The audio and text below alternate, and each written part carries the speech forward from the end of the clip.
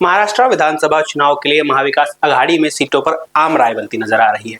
हालांकि अभी तक ऐलान नहीं हुआ है। विदर्भ और मुंबई की कुछ सीटों को लेकर कांग्रेस और उद्धव ठाकरे की पार्टी शिवसेना के बीच विवाद है, लेकिन इस झगड़े में शरद पवार की पार्टी एनसीपी के हाथ जैकपॉट लगता नजर आ रहा है। सबसे घाटे में राहुल गांधी की पार्टी कांग्रेस रहेगी। इस मामले को सुलझाने के लिए कांग्रेस आलाकमान ने दिल्ली में बैठक की। सूत्रों की माने तो विदर्भ की सीटें उद्धव गुट को देने के लिए राहुल गांधी इतने नाराज हो गए कि बीच में ही सीईसी की बैठक छोड़कर चले गए। ये हाल तब है जब विधानसभा चुनाव में नामांकन करने के लिए केवल 4 दिन बचे हैं, लेकिन अभी भी बहुत सारी सीटों पर कैंडिडेट तय नहीं हो पाए हैं। उद्धव ठाकरे की शिवसेना के आक्रामक रुख के बाद कांग्रेस आलाकमान ने मामले को सुलझाने की जिम्मेदारी बाला साहेब थोराट को सौंपी है। यह भी कहा है कि शरद पवार से बातचीत कर मामले का हल निकाला जाए। पहले कांग्रेस को 105 से 110 सीटें, उद्धव ठाकरे की शिवसेना को 95 से 100 सीटें और शरद पवार को 80 सीटें देने की बात हो रही थी, लेकिन जैसे ही मसला शरद पवार के पास पहुंचा, पूरा खेल बदल गया। 23 अक्टूबर को महाविकास अघाड़ी के नेताओं ने प्रेस कॉन्फ्रेंस की, लेकिन सिर्फ इतना बताया कि तीनों पार्टियां 85-85-85 सीटों पर लड़ेंगी। 18 सीटें छोटे सहयोगियों के पास जाएंगी, लेकिन इस फॉर्मूले ने मामले को सुलझाने के बजाय पेचीदा बना दिया। महाराष्ट्र कांग्रेस के नेता भागकर दिल्ली पहुंचे।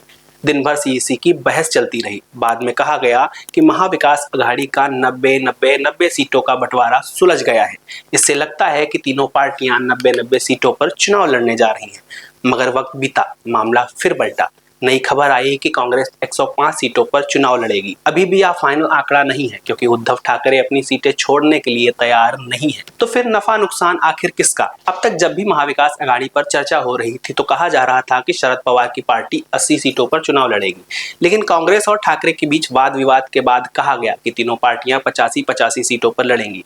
लेकिन आज यह आंकड़ा सामने आया तो सीटें 90 हो गई। इससे साफ है कि कांग्रेस और ठाकरे की लड़ाई का सबसे ज्यादा फायदा शरद पवार की पार्टी को हुआ है। उनकी 10 सीटें बढ़ गईं। उधर कांग्रेस सबसे घाटे में है। अब ये बात क्यों उठी, ये भी जान लीजिए। 2019 में विधानसभा चुनाव में कांग्रेस 147 सीटों पर चुनाव लड़ी थी, जबकि एनसीपी में शरद पवार और अजीत पवार तब एक थे। एनसीपी ने तब 124 सीटों पर कैंडिडेट उतारे थे।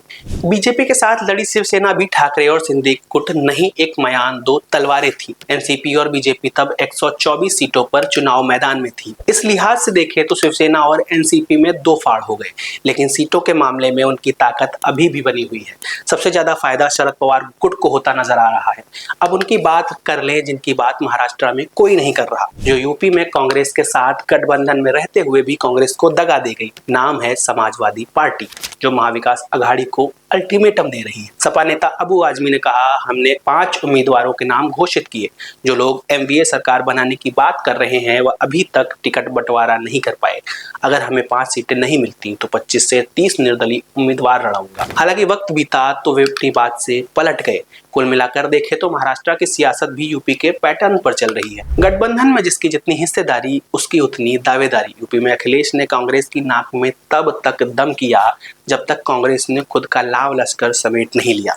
यही उनके साथ महाराष्ट्र में भी हो रहा है। राहुल के साथ मंच पर तो सब एक है, मगर उनके हाथ कुछ नहीं। महाराष्ट्र की सियासत में उद्धव ठाकरे और शरद पवार नाम के 2 गोल पोस्ट हैं, जिनके बीच राहुल फुटबॉल बने हुए हैं। उन पर ही गठबंधन धर्म निभाने का प्रेशर भी है। खैर, राहुल और कांग्रेस के लिए तो बस एक ही बात याद आती है, इब्तिदाए इश्क रोता है क्या, आगे आगे देख होता है क्या।